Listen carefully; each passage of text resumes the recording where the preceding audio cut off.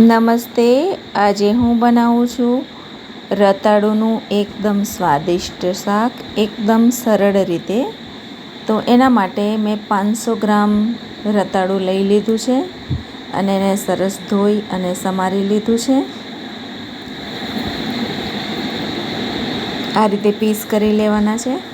હવે એને ગરમ તેલમાં તળી લેવાનું છે. તો તેલ મેં બીજી સાઈડમાં ગરમ મૂકી દીધું છે અને રતાળુના પીસ એડ કરી લીધા છે.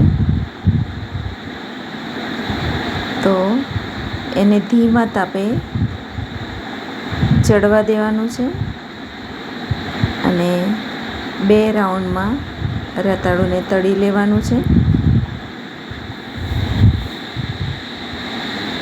તો આ રીતે રતાળું ચડી ગયું છે. અને મિત્રો, તમે મારી ચેનલ પર નવા હોય તો મારી ચેનલને સબસ્ક્રાઈબ કરજો. મારો વિડીયો થોડો પણ સારો લાગે તો વિડીયોને શેર, લાઈક, કોમેન્ટ કરજો. હવે બીજા રાઉન્ડમાં પણ રતાળું એડ કરી અને એ પણ તળી અને આપણે સાઈડ પર કાઢી લેવાનું છે. હવે એ જ કઢાઈમાં થોડું તેલ રાખી અને વઘાર કરું છું. તો જીરું, હિંગ, હળદર તેલમાં એડ કરી દીધું છે અને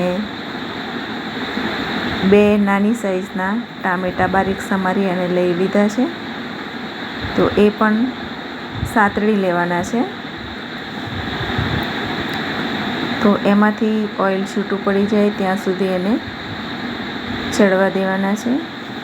હવે 2 મરચાં લીલા નાખ્યા છે, થોડું સ્વાદ અનુસાર મીઠું નાખ્યું છે, થોડી આદુની પેસ્ટ એડ કરી દીધી છે.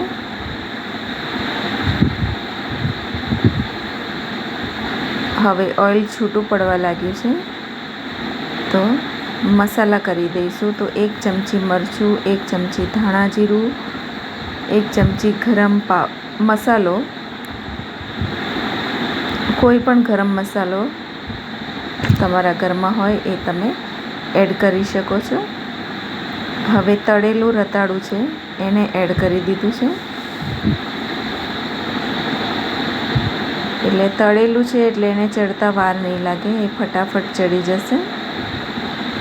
અને થોડું રસાવાળું શાક બનાવવું છે એટલે એમાં આપણે થોડું પાણી પણ એડ કરી દઈશું. તો આ રીતે મસાલા સાથે રતાળુને મિક્સ કરી અને આપણને જેવો રસો જોઈતો હોય એ પ્રમાણે પાણી એડ કરી દઈશું. હવે 3 થી 4 મિનિટ રતાળુને ઢાંકી અને થવા દઈશું.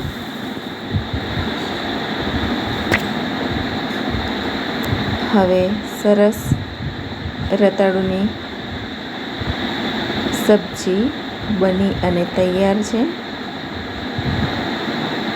તો આ રીતે મિત્રો તમે પણ રતાળુની સબ્જી બનાવી શકો છો.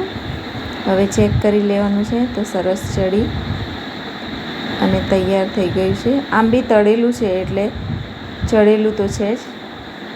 અને પાણી એડ કર્યું છે એટલે પાણી પણ થોડું રતાળુમાં સેટ થઈ ગયું છે.